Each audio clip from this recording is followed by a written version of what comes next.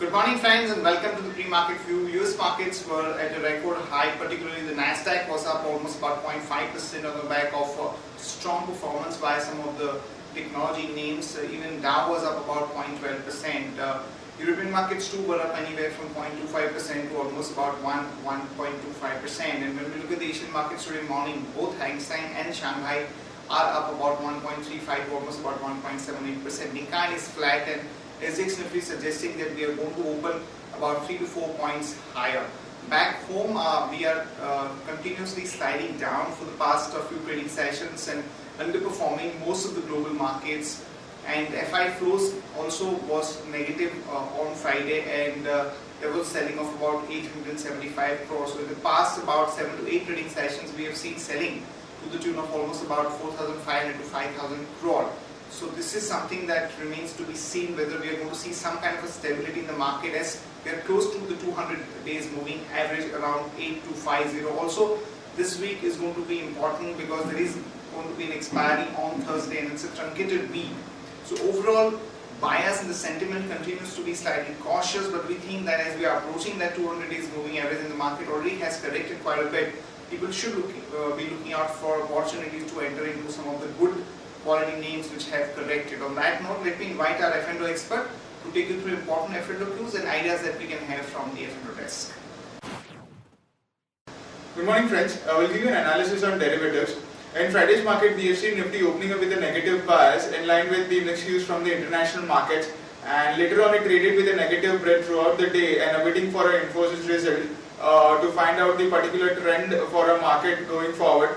But soon after disappointing result from Infosys, we have seen Nifty drifting lower and have also broken the previous low of around 8298 and made a new low of around 8270, which is quite crucial as it has seen a support at 8270, which was the last expiry low, and from there we have seen some kind of bounce back, but eventually we have closed 1% lower at 8318.80, mainly backed by Infosys and information technology sector, selling in Infosys and information technology sector, banking, auto, reality, metal and oil and gas sectors.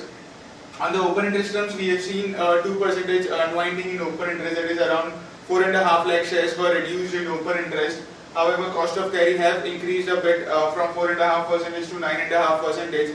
That is, premium have gone up from around 12 odd points to 16 odd points currently. Put call ratio have also dipped lower at 0.83 from 0.86 levels. Now put call ratio has been inching towards its crucial support of 0.8283 odd levels, which suggested on Thursday's trading session also. Now eventually we have to watch quite closely the put call ratio, and the Indian volatility index have inched higher and has been increasing further at 19.11%. We have seen a 3.5% uptick in Friday's trading session. On the options activity, 8,400, 8,300 call option has seen significant amount of build up in open interest. 8,400 has seen around 32%, while 8,300 strike price has seen a 64% build up. We feel majority of the build up is bit on the shorter side, since the implied volatility and call options have inched lower in Friday's trade and call option. While in put option we have seen an unwinding since we have seen a sharp decline in last 1 or 2 hours of the trade post Infosys result. 8,300, 8,400 strike price has seen significant amount of unwinding. 8,300 has seen around 5% unwinding in open interest. However, 8,300 continues to be the highest in terms of open interest for this series, while 8,400 put option has seen significant amount of unwinding of 25%. And the last couple of trading sessions, we have seen Nifty going lower to 8,300 levels, which was the highest in terms of open interest, but has failed to close below 8,300. That's a bit positive sign for the market, and it has majority of the time it has closed above 8,300 strike price, while 8,200 put option has seen a minor addition of around 10%. The three securities in buying period for today's trade, that is HDIL, Indiabulls Real Estate and Century Textiles. On FIs terms, they have been continuously selling in index futures. In index futures, there were net sellers of 530 odd crores in Friday's trading session, followed by index options. They were net buyers of 316 odd crores, and stock futures they were net buyers of 900 crores, and stock options they were net sellers of 206 odd crores. 5 days we have stands at 8,400 with a lower range at 8,280 and higher range at 8,400. Now SX Nifty is trading a bit positive by 11 odd points, indicating some kind of flat to positive opening can be expected in today's trade. It's quoting at 8338.50.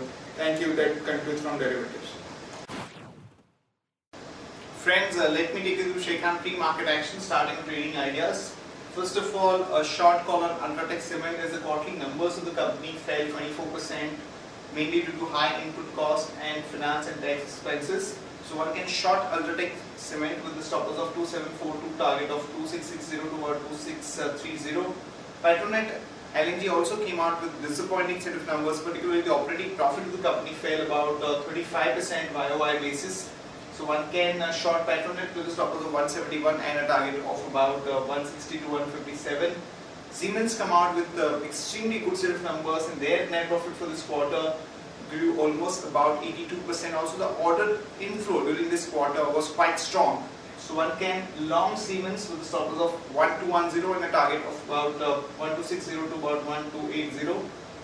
In other news and updates, the GST bill is to be tabled in the Lok Sabha today. Mahindra Finance is likely to hold up about 50% stake in the proposed payment bank, for which a group entity has applied to RBI. And in case of Anil Agarwal's Vedanta, they are eyeing a minority stake in Electrosteel Steel, which is a very small debt-ridden company. And FI's stake in HDFC has gone up to almost about 80%.